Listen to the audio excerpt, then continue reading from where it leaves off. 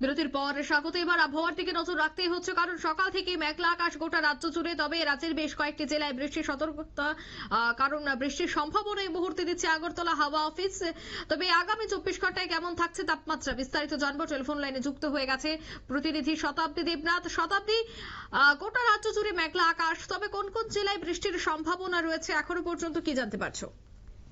এবারে তাই অঙ্কিতা, আজকে সকাল থেকে আকাশের মুখ ভার এবং সেই সঙ্গে আমরা বৃহস্পতিবার কিন্তু বিকেল থেকে একটা ভোর বদল হয়ে গেছে। বিকেল দিকেও একটা হালকা এক পশলা বৃষ্টি হয়েছে রাজ্যের বেশ কিছু জেলাতে, এবং আগামী 24 ঘন্টাতেও কিন্তু সেই সতর্কবার্তা জারি রয়েছে। বলতে পারো 24 তারিখ পর্যন্ত টানা বৃষ্টির একটা সতর্কবার্তা রয়েছে। তবে যদিও এখনো পর্যন্ত ছিটে ফোঁটা বৃষ্টি হয়েছে, কিন্তু সেই জায়গায় দাঁড়িয়ে শুধুমাত্র বৃষ্টি নয়, একই সঙ্গে কালবৈশাখীর মতো পরিস্থিতি হতে পারে বলে পূর্বাভাস দিয়েছে। সঙ্গে রয়েছে 50 থেকে 60 কিলোমিটার বেগে ঝড়ো হাওয়া বইবে, বজ্রবিদ্যুতের সম্ভাবনা রয়েছে।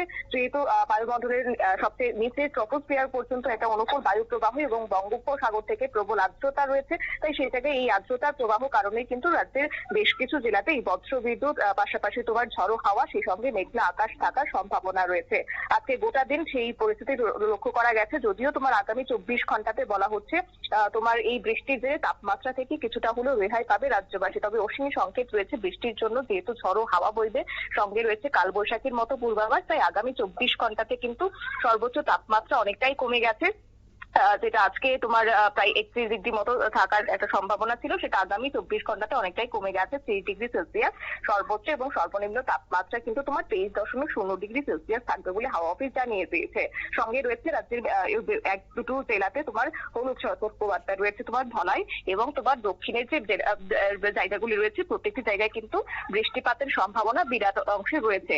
এবং যেহেতু তোমার আর্দ্রতার পরিমাণ প্রায় 100% থাকবে সর্বোচ্চ, এবং সর্বনিম্ন 30% থাকবে বলে হাওয়া অফিস জানিয়ে দিয়েছে। তবে যাই হোক, আগামী 24 তারিখ পর্যন্ত কিন্তু এই বৃষ্টির সতর্কবার্তা হাওয়া অফিসের পক্ষ থেকে জানিয়ে দেওয়া হয়েছে, যার কারণে রবিবার পর্যন্ত এই সতর্কবার্তা জারি রয়েছে। রাজ্যের বেশ কিছু জেলাতে হলুদ সতর্কবার্তা এখনো থাকছে হাওয়া অফিস সূত্রে। অঙ্কিতা, ধন্যবাদ।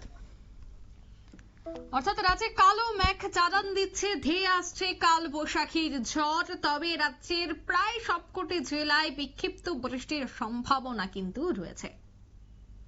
এই মুহূর্তের সংবাদ এই পর্যন্তই। আমাদের পরবর্তী নিউজ এবং আপডেট দেখার জন্য অবশ্যই চোখ রাখবেন শুধুমাত্র নিউজ ভ্যানগার্ডের পর্দায়। ধন্যবাদ।